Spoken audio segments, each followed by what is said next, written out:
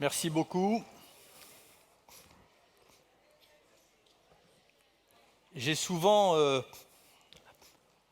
en tête ces quelques lignes de Camus qui disait « Celui qui désespère des événements est un lâche, et celui qui espère en la condition humaine est un fou ».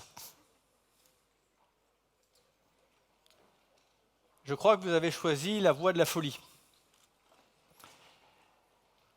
Et j'y adhère. Oh, j'y adhère pas doté d'un angélisme absolu, d'un optimisme béat. Jacques Attali, que je croisais tout à l'heure, me dit « Alors, tu y crois encore ?» Et je lui dis « Je suis d'un optimisme désespéré. »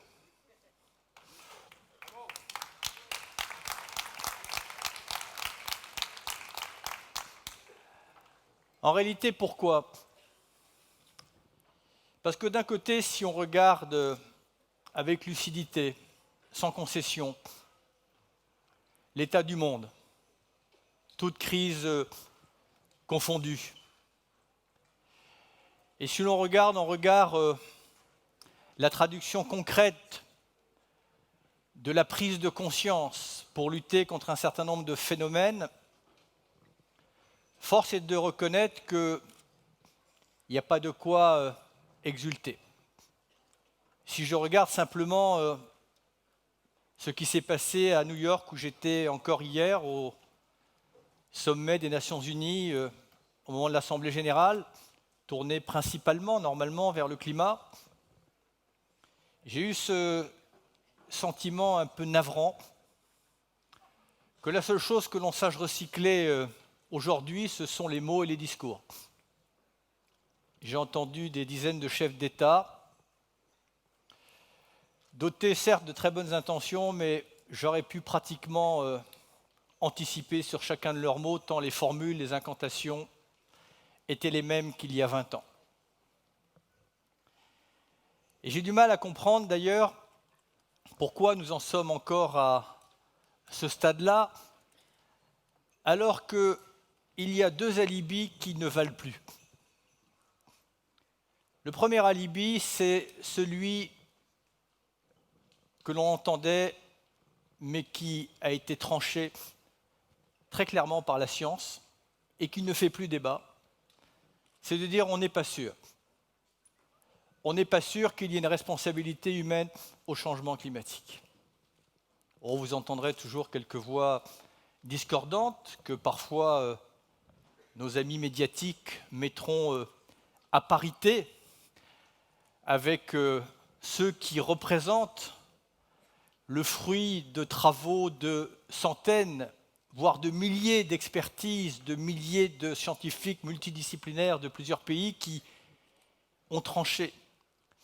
La responsabilité humaine du changement climatique est avérée. Donc ce verrou est dépassé. Deuxième verrou, qui était encore peut-être, recevable au moment de Copenhague, c'est qu'est-ce qu'on fait ?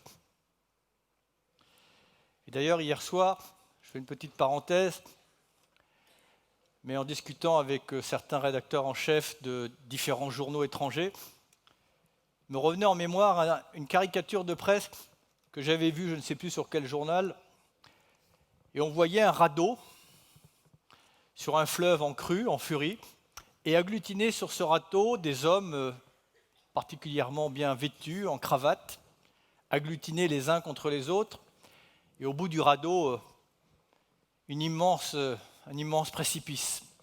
Et sur le côté du radeau, il y avait un petit bonhomme avec une bulle au-dessus de la tête et qui disait « Est-ce que quelqu'un sait faire quelque chose ?»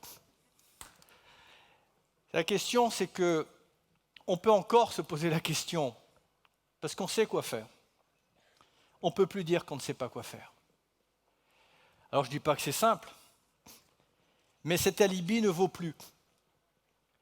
Et rien qu'ici, je n'ai pas assisté à tous les échanges, à toutes les démonstrations, à toutes les présentations, Mais la bonne nouvelle, celle qui me porte, sinon croyez-moi, depuis longtemps, j'aurais raccroché, c'est que le changement est déjà en marche.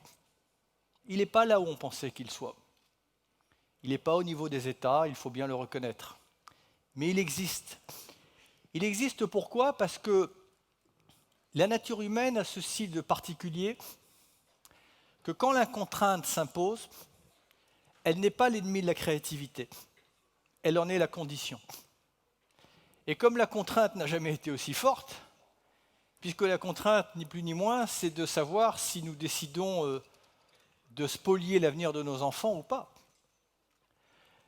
C'est la contrainte unique qui, au passage, n'a peut-être pas encore été totalement intégrée dans les esprits ou les logiciels de certains dirigeants, mais cette contrainte est majeure.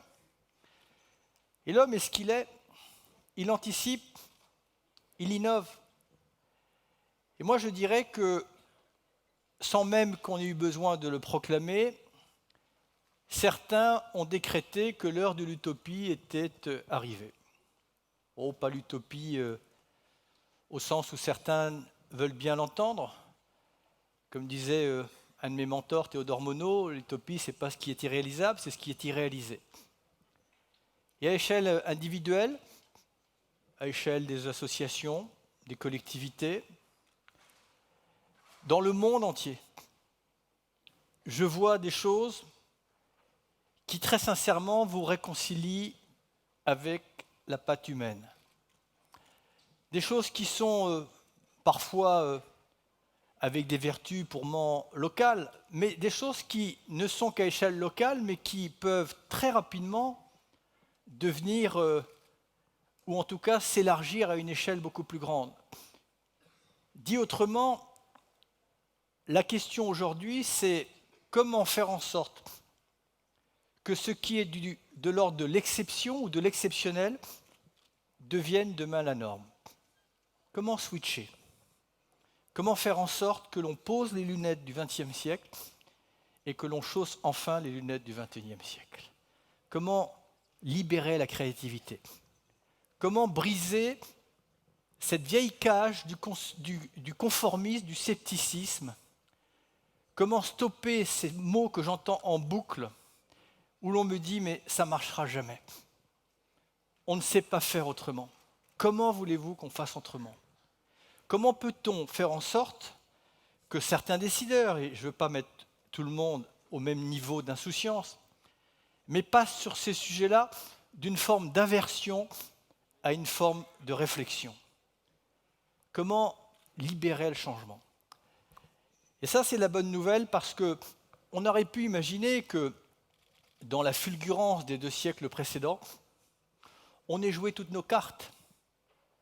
On aurait pu imaginer qu'on arrivait au bout d'un cycle, on arrive au bout d'un cycle, mais que quelque part, le génie humain était bloqué net, qu'il avait, encore une fois, abattu tout son savoir. Non. Le problème, c'est que nos intelligences sont sur les mauvais fronts. Et que certaines intelligences, plus discrètes, pas celles qui préemptent l'espace médiatique, elles sont là. Mais la question, et je n'ai pas la réponse, et il y en a ici, visiblement, en tout cas, j'en ai vu, comment faire en sorte de leur donner vraiment le pouvoir? Comment faire en sorte que, voilà, on passe du modèle économique d'hier au modèle économique de demain, ce que visiblement ici on appelle l'économie positive. Alors je ne sais pas quelle est la définition que Jacques Attali donne à l'économie positive, mais l'économie positive, c'est, de mon point de vue, une économie qui n'est pas basée sur la compétition, mais sur le partage, qui n'est pas basée sur la prédation, mais sur la protection, qui n'est pas basée sur la concentration, mais bien sur la répartition. Mais c'est aussi une économie qui ne spolie pas le futur. Alors je sais que c'est compliqué. Et c'est bien d'ailleurs parce que c'est souvent compliqué, pas toujours, que dans les codes médiatiques d'aujourd'hui, on a du mal à expliquer. On a du mal à faire valoir tout ça. Et d'où d'ailleurs la responsabilité des médias de faire en sorte que la complexité puisse quand même trouver sa place, son espace. Parce que une chose est certaine, et c'est la leçon que je peux tirer de mon propre engagement, mais que chacun tire de son propre engagement. On ne mobilisera pas sur les faits, sur le constat. On mobilisera sur les idées. On mobilisera si nous arrivons tous ensemble à dessiner l'imaginaire de demain. Mais les pièces du puzzle sont là. Elles sont là dans tous les domaines. Encore faut-il qu'on ait une approche holistique, mot à la mode, mais si bien appropriée, une vision intégrale. Comment peut-on, dans un gouvernement, sous-traiter cet enjeu-là à un ministre qui, en général, reste dans un gouvernement le temps de prendre conscience de l'importance du sujet et qu'au moment où il s'exprime sur ses doléances, on lui demande gentiment d'aller voir ailleurs? Comment peut-on traiter dans un spectre politique ces sujets-là à une seule formation politique?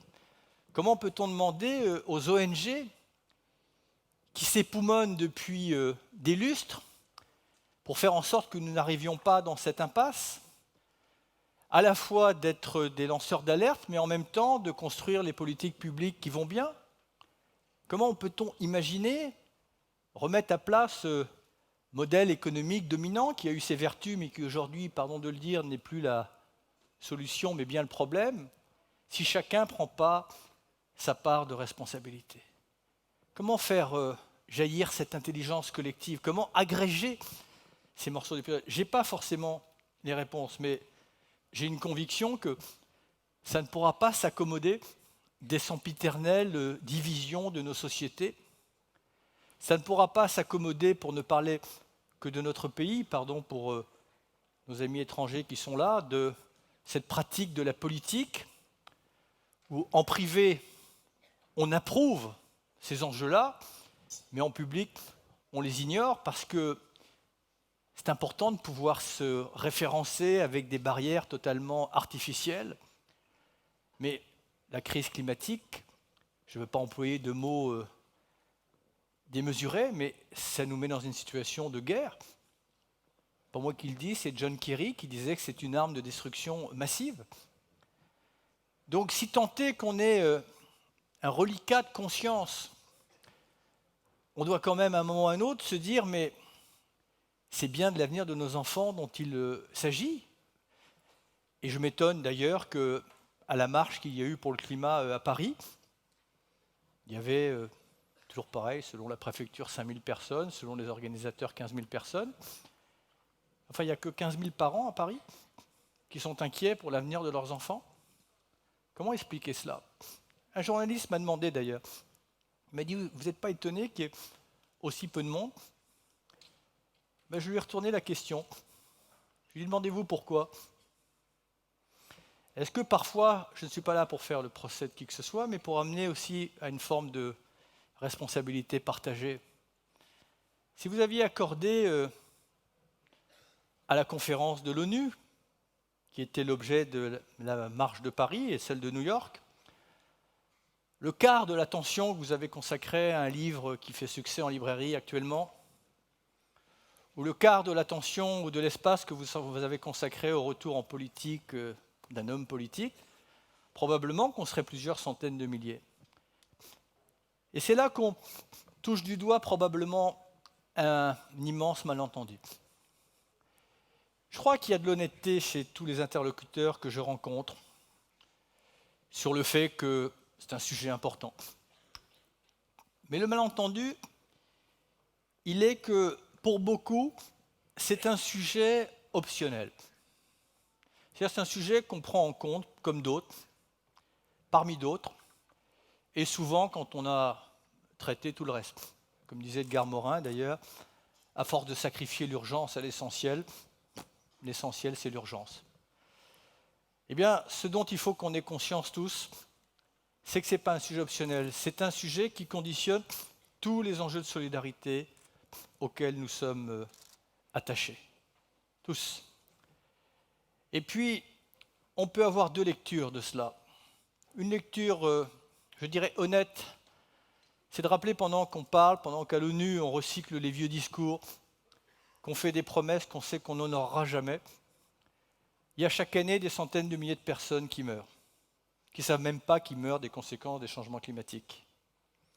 Vous avez chaque année 22 millions de personnes, pour ne prendre que les chiffres de l'an dernier, 3 fois plus qu'à cause des conflits, qui sont obligés de se déplacer à cause des conséquences climatiques. Ça, c'est la réalité. Et puis, dans le même temps, vous avez des gens qui travaillent, qui œuvrent dans le domaine agricole, qui ont des pratiques extraordinaires, qui permettent à la fois des meilleurs rendements, de moins émettre de protoxyde d'azote, de méthane, de CO2. Dans le domaine technologique, il y a des chercheurs, mais il y a aussi des applications. J'ai rencontré l'autre jour un groupe de chercheurs qui est venu me présenter un système qui me paraissait d'ailleurs tellement bluffant que moi-même, compte tenu que j'ai un bagage scientifique qui se limite à 3 mois de médecine, ne me permettait pas de l'apprécier, mais je l'ai soumis après à des experts et ils m'ont confirmé. Ils sont partis du principe que le problème principal de la crise climatique, c'est le CO2. Pas seulement, mais beaucoup, exclusivement, enfin, principalement. Et que quels que soient les efforts que nous allons faire pour réduire les émissions de gaz à effet de serre, ça va prendre un peu de temps, est-ce qu'on ne peut pas se dire, est-ce qu'on ne peut pas utiliser ce CO2? Puisque dans la nature, le CO2 n'est pas néfaste, c'est sa concentration qui est néfaste. S'il n'y avait pas de CO2, nous n'aurions pas de végétation. Donc ils ont dit, on va capter le CO2, mais plutôt que d'aller le stocker sous terre avec les dangers que cela représente, est-ce qu'on ne peut pas le transformer et lui donner certaines vertus? Et notamment, entre autres vertus, parmi de nombreuses vertus, il y avait un catalogue comme ça, il le transforme dans un produit qui s'appelle le CO2 supercritique et qui permettrait, entre autres, de lutter contre la désertification et de refertiliser les sols. Je prends juste cet exemple-là. Quel est le responsable politique qui a pris 5 minutes pour évaluer cela? Mais des exemples comme ça, j'en croise tous les jours. C'est vous dire, ça c'est la bonne nouvelle. La question, et c'est là que la responsabilité des médias est importante pour accorder de l'espace, pour faire en sorte que on entende évidemment l'arbre qui tombe dans la forêt, mais qu'on entende aussi les 1000 arbres qui poussent. Merci beaucoup.